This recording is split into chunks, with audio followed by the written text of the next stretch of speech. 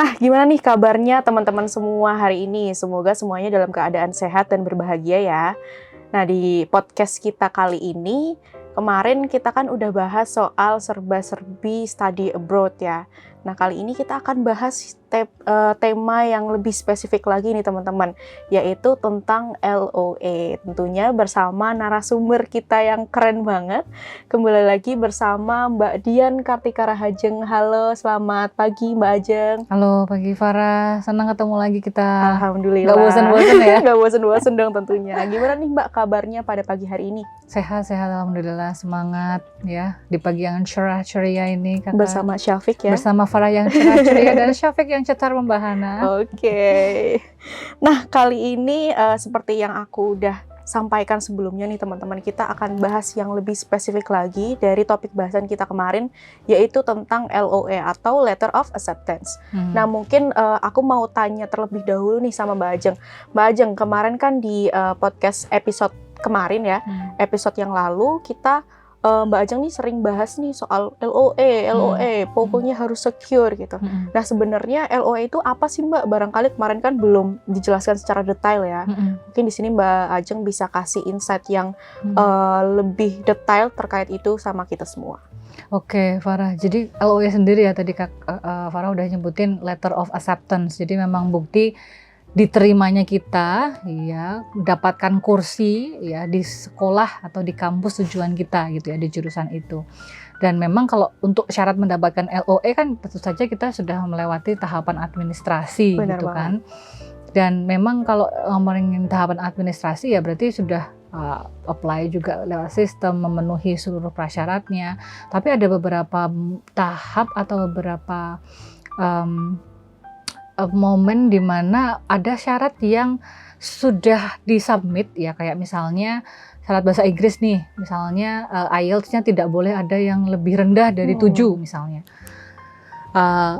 Dan itu kalau misalnya sudah punya IELTS, mungkin waktunya mepet ya, IELTS-nya mungkin totalnya 7,5 gitu kan, atau mungkin 7 gitu kan. Jadi mungkin ada salah satu poin yang kalau secara umum sudah memenuhi, tapi ada yang tidak boleh di bawah itu gitu. Jadi kalau misalnya ada kita aplikan yang kadang udahlah submit aja lah, kita lihat lah, karena mungkin sudah waktunya mepet, sudah mentok, udah yang exhausted untuk nyiapin bahasa Inggris. Nah, ada kemungkinan si kampus ini mempertimbangkan kembali ya. Mempertimbangkan kembali, oh ini administrasi yang lain oke, rekomendasi oke, riset proposal oke, ada syarat-syarat yang administratif ya, kayak bahasa Inggris, atau mungkin biasanya kayak syarat beasiswa gitu kan. Nanti setiap kali kita apply sekolah biasanya akan tanya nanti fundingnya dari mana gitu kan, kalau ada siapa, kalau belum ada ya bilang belum ada. Nah, belum ada ini nanti bisa akan jadi tindak lanjut gitu kan, sehingga bisa saja kampus itu mengeluarkan 2 jenis letter of acceptance ya, yang itu valid pada tahun itu gitu kan. Jadi ada yang conditional, ada yang unconditional. Yang Gimana kita tuju adalah yang unconditional. Unconditional berarti tanpa syarat ya, conditions, jadi syarat. Nah, kalau yang conditional biasanya yang masih bersyarat gitu. Nah, bersyaratnya apa? Nah, itu sebenarnya apapun sebenarnya yang masih secara toleransi, secara administrasi bisa dikejar atau masih menunggu keputusan gitu ya. Kayak misalnya tadi bahasa Inggris ya. Ada yang memang kampus tuh saklek, kemudian kalau di bawah 8 nggak akan bisa diterima. Ada yang memang kampus dan jurusan yang memang mutlak ya, misalnya ada jurusan yang economics gitu kan. Jadi memang kalau misalnya itu dilakukan di kampus ya di Eropa gitu kan, ya harus ngerti gitu ya, kan, ini punya basic English yang kuat ya. Banget karena di satu sisi mungkin matematiknya juga akan dikejar gitu. Benar. Jadi maksudnya itu demi kebaikan kita juga loh. Jadi tidak hanya kemudian aduh aku ditolak gitu. Tolak tuh biasa guys, bangkit biasa dari penolakan itu yang luar biasa. Nah, kalau misalnya ada syarat yang bisa dikejar, kayak misalnya bahasa Inggris, dia bisa mengeluarkan conditional letter. Nah, conditional letter tuh biasanya di offer letter nanti akan ya terutama ada detail kan jurusannya, kemudian periode validnya, letter available-nya kapan, validnya offer letter itu sampai kapan, biasanya setahun. Dan biasanya loh guys, ini penting banget, bisa minta ditunda. dan bisa ditunda. Misalnya sekarang kita udah secure place ya, mau conditional maupun unconditional dalam 1 tahun ini. Kalau ternyata kita belum bisa memenuhi ya, misalnya ada syarat fundingnya belum ada gitu kan, itu kita bisa minta ditunda untuk tahun depan. Defer, kita bisa minta deferment. Dan kalau penundaan itu biasanya sekali gitu ya.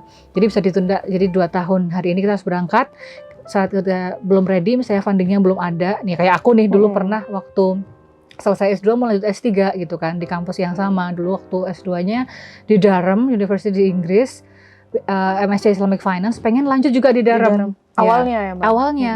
Udah dapat offer letter juga S3, tapi conditional. Karena apa? Fundingnya S3 belum ada. Nanti waktu itu S2-nya kan Islamic Development Bank beasiswanya. Nah, S3-nya tidak bisa langsung ya. Dan waktu itu ya tadi yang kemarin aku sempat cerita ya, pas banget yang S2 Islamic Development Bank baru buka, pas aku mau apply S3, ternyata ISDB beda prioritas gitu ya. Wah, Allahu Akbar gitu bukan kan. sustainable lagi. Udah bukan Islamic Finance Islamic lagi. Finance lagi. Jadi ke food gitu ya, ke teknik gitu kan. Jadi memang biar pemerataan. Jadi aduh aku mikir lagi gitu kan. Makanya sampai akhirnya aku LPDP tapi udah nggak pakai offer letter Durham. Aku pakai offer letter dari Colchester. Jadi waktu aku S3 aku nyebar juga. Pokoknya coba semua kampus semuanya ya. securing place ya. Semua offer letter yang ada. Jadi aku sudah koleksi beberapa offer letter. Koleksi dong. Sorry, tidak bermaksud apapun, tapi itu strategi guys. Strategi. Karena apa? Saat aku nyiapin Durham, pengennya Durham, ya Allah, Durham itu mana sentra Islamic Finance. Ternyata udah dapat profesornya. Tadinya belum dapat profesor karena profesor di Durham tuh antrinya lama. Akhirnya udah dapat profesor.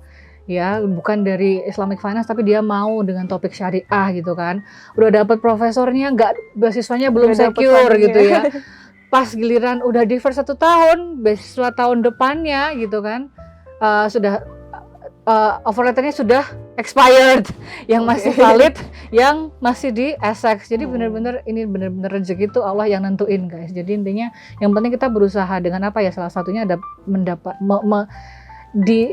segala jalur yang kita bisa. Jadi kalau aku bilang arm's length ya, sepanjang tangan kita mampu mengupayakannya, lakukan gitu loh. Sepanjang kita bisa mengupayakan mengamankan offer letter ya, siapkan, nggak coba gitu loh. Apply aja karena kita nggak pernah tahu rezeki kita di mana. Nah jadi kalau misalnya bahasa Inggris tadi biasanya kampus dari suratnya itu diterima di mana, durasinya kapan, bisa di defer atau enggak, ada conditionsnya apa. Dan di situ dia akan menjelaskan harus memenuhi bahasa Inggris, skor yang mana misalnya, atau condition to securing scholarship. Nah jadi dia biasanya ada syarat-syarat khususnya. Berarti ada only if gitunya ya. Jadi offer letter ini valid kalau yang ini dipenuhi. Betul. Gitu. Oke, berarti untuk LOE itu tadi ya Mbak bedanya yang conditional dan unconditional. Nah, aku juga penasaran satu hal nih Mbak. Tadi kan Mbak Ajeng sempat mention tuh tentang mencari profesor. Nah, itu waktu di S3 ya Mbak berarti. Dan kalau misalkan mencari profesor itu yang mau aku tanyakan, apakah kita harus dapat LOE dari kampus tersebut baru kita cari profesor, atau bisa nih kayak dulu waktu aku S2, S1 pakai teori atau rumusnya prof ini di sini, terus aku cobalah iseng untuk ngajuin proposal risetku, baru aku mencari LOE dari kampus tersebut. Nah itu possible nggak Mbak kalau kayak gitu? That's a very good question. Possible, everything is possible Farah. Jadi aku dulu bener-bener semua cara untuk dapetin profesor aku ya. Waktu mau ke S3 waktu ini S3, karena S2 kan kita profesor sudah di-assign ya di kampus ya, karena itu tahapan. Ya ada juga S2 yang nggak pakai tesis ya, ada yang pakai tesis. Untuk yang pakai tesis ya di-assign dari kampus berdasarkan bidang yang kita tuju, kayak S1 skripsi lah. Nah, pas S3 kita harus mencari sendiri. Jadi bisa 2 cara jadi Kak Farah. Maksudnya securing scholarship atau securing profesor dulu sih Kak? Nah, biasanya dua-duanya. Karena biasanya juga untuk securing, untuk mendapatkan beasiswa, biasanya harus dapat tempat dulu kan di kampus. Untuk dapat tempat di kampus harus punya profesornya dulu gitu ya. Untuk dapat profesor, kejar ke ujung dunia gitu ya. Jadi waktu saya dulu masih di Durham, saya langsung punya cita-cita, aku mau profesorku dulu yang master. Pensiun dong bapaknya, Allahu Akbar. Masih. Terus masih ada 2 lagi. Antrinya 5 tahun dong. Ya, barusan dapat mahasiswa terbimbing 5 tahun ya. Ini untuk para sobat Safik yang perempuan khususnya, jika masih mempunyai keleluasaan waktu 5 tahun ya untuk menunggu apa gitu profesor. Kan? Menunggu profesor. Karena itu kayak tandem pemikiran ya. Tapi aku agak realistis Kak. Aku nggak tahu 5 tahun ke depan aku di mana. Benar. Ya, atau saya masih hidup atau enggak. Maksudnya adalah ya nanti ada rencana juga menikah. Kalau menikah punya anak, apakah aku masih pengen S3, masih perlu S3 atau enggak dan sebagainya. Terus aku mikir enggak. Aku putuskan segera. Karena apa? Waktuku nggak banyak gitu ya. Aku nggak pernah tahu ke depan gimana. Dan karena saat itu aku udah memang karirnya jadi dosen ya. Jadi intinya sooner or later aku harus S3. Benar. So I choose the sooner gitu loh. Makanya aku approach. Nah, profesorku ini antrinya panjang. Aku cari profesor juga yang masih di business school juga, Durham Business School yang mau dengan topik aku. Karena apa? S3 itu beda ceritanya, itu perjuangan kamu sendiri gitu ya, dengan tesis S3 sendiri, riset sendiri gitu kan. Jadi that's the only thing you've got, itu yang kamu punya gitu, dan itu memang senjata untuk kamu akan perjuangkan, akan kamu riset selama kamu S3. Nah, jadi kalau yang mau berjuang bersamamu, nah itu ya cari profesor yang mau memahamimu, karena memahami tesis, kalau di Durham ya di Inggris tuh kadang tesis tuh untuk S3, disertasi untuk S2, jadi aku agak kebalik-balik. Ya, tapi yang penting tesis S3 gitu ya. Tesis S3 gitu ya. Disertasi S3 gitu. Cari yang mau memahami. Sampai itu kan yang jalan yang normal way, yang abnormal way. Nah, pas kemudian kita S2, kita kan baca jurnal ya, tadi yang Farah bilang rumusnya pakai profesor ini. Dan aku juga lihat jurnal, ini ada orang yang profesor yang bahas topik ini. Dia di mana sekarang? Gitu bener-bener mencari aku search segitunya namanya. Waktu itu ada profesor di Jerman namanya Volker Dienhaus. Dia juga salah satu penggiat di Islamic Finance, orang Jerman loh ya. Dulu pembimbingku S2 Inggris Syariah, itu orang Inggris. Jadi lihat konteks syariah itu tidak terbatas agama. Jadi intinya bahkan pembimbingku pun juga bukan orang yang quote on quote memang mengilhami juga, mengamini nilai ini, tapi intinya bukan muslim juga gitu ya, tapi bukan itu masalahnya.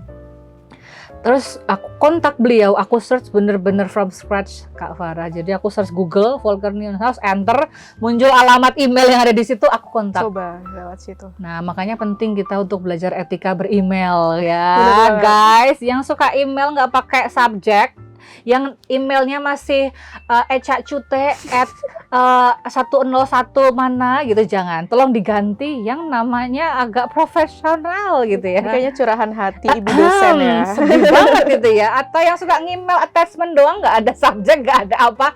Nah, salah besar itu dosa ya. Dosa terbesar akademisi selain ngambil dari Wikipedia adalah email nggak pakai babi bu gitu ya. Terus kita harus belajar. Jadi untuk kalau bahasa percakapan dalam email juga harus yang benar ya, jangan sampai typo. Jadi kenalan, Prof, saya tahu Anda di sini, riset Anda di sini, saya siapa, saya berminat untuk melamarmu ya. Yes. Meminangmu gitu ya. Proposing my research ya to you. This is my proposal. Ini CV loh. Jadi aku nggak tahu itu sopan atau enggak. Jadi intinya aku dengan email yang ya jangan terlalu panjang lah ya. Tapi udah langsung to the point, dan itu memang bagusnya kayak gitu kayaknya Kak. Karena apa? Mereka nggak punya juga ya, profesor nggak punya waktu banyak. Nggak punya banyak waktu, bener banget. Jadi langsung email, poinnya apa, attachment ya. Terus sama CV kita. Jadi aku tuh siapa? Ini building credibility. Ini CV aku, ini dokumen. Jadi kayak ngelamar beasiswa gitu ya. Jadi proposal dan CV aku berserta dokumen pendukungnya. Direspon dong. Alhamdulillah. Ya. Seneng banget ya Mbak waktu seneng itu? Banget. Jadi maksud aku gini, jangan kita deg-degan dulu gitu, jangan sampai kita memiliki tendensi bahwa aduh mereka orang sibuk, mereka pasti gini. Oh, kamu tuh nggak tahu apa-apa sudah berasumsi negatif pula gitu ya, udah nggak ada gunanya buat lu jalanin gitu ya. Jadi intinya udah gitu kan, berani kontak dan akhirnya terespon. Itulah kenapa waktu itu akhirnya aku juga secure S3 di Jerman dengan beasiswa DAAD. Kenapa nggak jadi berangkat? Itu cerita yang lain kakak. Mungkin gitu itu ya. menarik ya untuk dibahas di podcast selanjutnya kali ya Mbak. Boleh. Nah jadi itulah seninya untuk apply supervisor gitu. Jadi saat itu aku benar-benar udah pegang calon-calon supervisor. Di Inggris ada 2, ada Ram dan Colchester, di Jerman ada 1 gitu kan. Waktu itu di Australia juga ada gitu kan. Beliau sudah oke dengan aku gitu kan, dengan proposal beliau orang Indonesia ngajar di Australia. Tapi sayangnya aplikasi waktu itu ada sesuatu di sistem sehingga offer letternya nggak keluar gitu. Jadi intinya ya ada drama-drama kayak gitulah Kak. Jadi intinya you name it gitu ya, dari mencari beasiswa seluruh hutan aku jelajahi gitu ya, nyari profesor sampai seluruh pintu aku ketuk gitu kan. Jadi harus sekekeh itu untuk teman-teman mewujudkan mimpi sekolah gitu. Intinya dari jalan mana aja, dari cara mana aja tuh harus dicoba. Betul. Mungkin singkat aja nih Mbak, kalau menurut Mbak Ajeng lebih penting dapat profesor dulu atau LOA dulu, dan lebih penting dapat LOA dulu atau dapat funding beasiswa dulu. Kan ada nih, kayaknya aku sempat baca juga ada beberapa funding beasiswa yang dia tuh ngebolehin mahasiswanya belum dapat LOE gitu. Kalau aku sih Kak, mungkin untuk hal ini pragmatis ya. Mana yang mana gitu ya. Karena apa? Kita tarik mundur aja timelinenya. Udah dapat scholarship ya, intinya apa yang ada beasiswa apply. Misalnya dia nggak perlu offer letter, berarti harus habis itu next cari offer letter. Kalau misalnya yang perlu offer letter, cari gitu kan. Dulu. Jadi waktu itu tuh kalenderku tuh benar-benar paralel antara beasiswa yang Eropa, Asia, ya Amerika. Yang satu sisi adalah paralel dengan aplikasi sekolahannya gitu kan. Terus ketemu timelinenya gitu kan. Jadi harus benar-benar bisa mengatur waktu sendiri. Jadi disiplin gitu. Oke, berarti intinya kesempatan mana dulu yang datang, sikat, hajar gitu ya Mbak. Dan bagaimana kita mengatur biar semua itu paralel jalan bersama. Bener banget Kak Farah. Oke, kalau tadi juga Mbak Ajeng kan sempat mention nih kalau misalkan kalau misalkan mau mengajukan LOE itu harus butuh administrasi gitu-gitu ya Mbak. Nah kira-kira sebenarnya beda nggak sih Mbak jauhnya antara apply di luar negeri sama apply di Indonesia gitu, khususnya untuk dapat LOE ini ya? Kalau persiapan yang dibutuhkan gitu Mbak. Kurang lebih sama ya. Meskipun mungkin misalnya syarat bahasa Inggris tidak serumit untuk aplikasi di luar negeri. Jadi ada yang aplikasi S2, S3 di dalam negeri memiliki lembaga sertifikasi bahasa Inggris sendiri, dan itu mungkin dari sisi kesulitan ya mungkin relatif ya, cuma dari tingkat kesulitan mungkin tidak serumit yang memang dengan sertifikasi internasional. Tapi kalau dari sisi jadwal kayaknya semua intake kurang lebih mirip ya, Agustus September. Jadi ya kalian harus hati-hati aja di tengah tahun tuh harus benar-benar crowded sudah ya, siap, harus sudah siap okay. gitu ya, karena itu battlefield-nya gitu kan, persiapannya harus mundur sebelumnya. Jadi ya memang pinter-pinter kita mengatur waktu, target, tarik mundur, bikin deadline dan disiplin. Berarti intinya sebenarnya secara administrasi mungkin nggak akan jauh beda ya Mbak. Yang penting bagaimana kita untuk mempersiapkan itu semua dengan matang tentunya. Betul. Nah mungkin terakhir nih Mbak, aku minta sedikit saran dari saran apa ya, kata-kata terakhir. Kok kata-kata terakhir kita masih bakal ketemu di podcast selanjutnya. Mungkin pesan-pesan ya buat para pengabdi LOE, para pemburu LOE gitu di luar sana yang lagi nonton podcast ini. Jadi guys, jangan lupa tetap strategis ya. Apapun potensi kesempatannya untuk ambil mencari LOE, siapkan dengan matang ya. Jadi kalian dengan bijaklah gitu ya dalam mengatur waktu supaya cita-cita untuk sekolah ke luar negeri itu bisa terlaksana dengan baik. Jadi perencanaan yang matang itu memang wajib. Oke, wajib. Perlu di note, di garis besar, di garis bawah, di underline ya teman-teman, wajib banget untuk prepare semuanya. Betul. Well, oke, dari beberapa podcast nih aku dengan Mbak Ajeng, aku menemukan satu hal yang aku kagumi banget nih dari Mbak Ajeng, Aduh, apa yaitu tuh? strategik ya Mbak. Makanya Syafiq nih bener-bener nggak salah milih Mbak Ajeng sebagai strategic consultant director di sini. Insya Allah, amin. Amin. Karena memang Mbak Ajeng ini bener-bener sestrategis itu teman-teman orangnya, dan seperti yang Mbak Ajeng tadi bilang, ceritakan, kita kalau misalkan mau cari LOE atau beasiswa atau apapun itu, yang penting adalah kita punya strategi ya Mbak. Betul banget. Kita punya strategi, punya timeline yang matang, well planned, well prepared, semuanya punya well gitu ya Mbak. Oke, semangat buat teman-teman para pemburu beasiswa, beasiswa hunter. Dan mungkin podcast kita pada hari ini cukup sampai saat ini ya Mbak.